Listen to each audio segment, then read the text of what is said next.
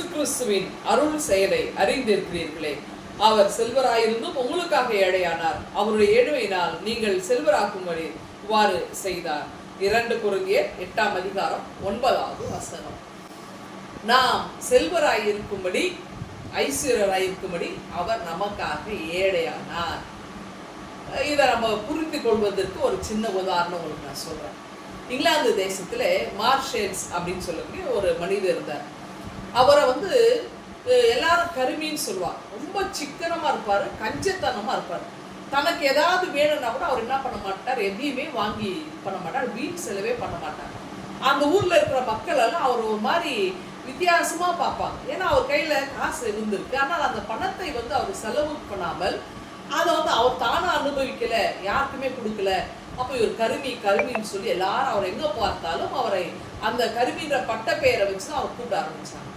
வாலிபர்களும் அவரை கேலி பண்ணாங்க, திருச்சபை கேலி பண்ணது எல்லாம் அவரை கேலி பண்ணாங்க. அவர் எதுக்குமே கவலைப்படலை. அவர் எவ்வளவு தன்னை எளிமையாய் வாழ முடியுமோ அவ்வளவு எளிமையாய் வாழ்ந்தார். ஒரு நாள் அவருடைய வீடு திறக்கப்படலை. அங்கே கூடியிருந்த பக்கத்தில் இருக்கிறவங்க போய் அவங்க வீட்டை தட்டுறாங்க. அவர் எழுந்திரிச்சு வரல.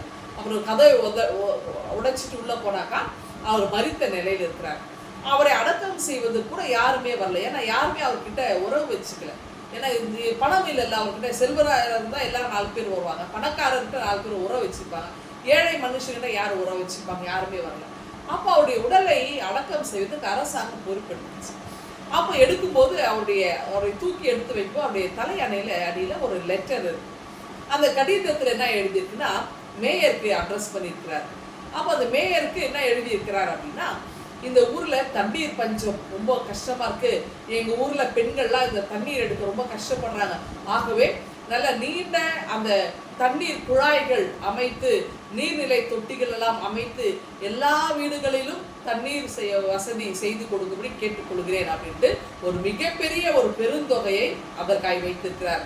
இதற்காகத்தான் இந்த பணத்தை சேர்த்து வைத்தேன்னு சொன்னார். அந்த ஊர் மக்களுக்கெல்லாம் ரொம்ப ஆச்சரியமா இருந்துதான். அப்புறம் எல்லாம் அதெல்லாம் சரி பண்ணி கொடுத்தோன்னு அவருக்கு அந்த ஊர்ல தண்ணீர் தொட்டி பக்கத்தில் அவருக்கு ஒரு நினைவு சின்னத்தை வச்சிருக்கிறார். பாருங்க, ஒரு செல்வந்தராய் இருந்தவர் ஏழையாகவே காட்சி அளித்தார். அவர் ஏழை அல்ல, ஆனால் ஏழையாக அவர் அந்த மனிதர் ரூபத்திலேயே இருந்து மரித்து போனார்.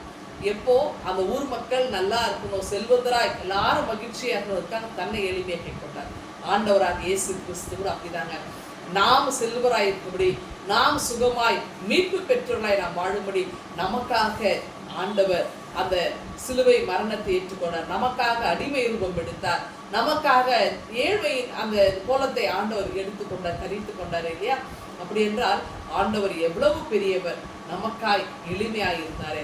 இயேசுவை போல நாமும் எளிமையாக இருந்து எல்லோருக்கும் உதவிகரம் நீட்ட கடவுள் நமக்கு இந்த நாளிலே உணர்த்துகிறார். இந்த சிந்தனையோடு இந்த நாளை தோதுங்கள். ஆண்டவர்களை ஆசீர்வதிப்பாராக. ஆமென். எங்கள் அன்பின் ஆண்டவரே, உம்மை போல நாங்களும் எளிமையாய் இருந்து ஏழை எளியோரை தாங்க நீர் எங்களுக்கு கிருபை தாரும். மீட்பரே ஜெபிக்கிறோம் எங்கள் அன்பின் கடவுளே.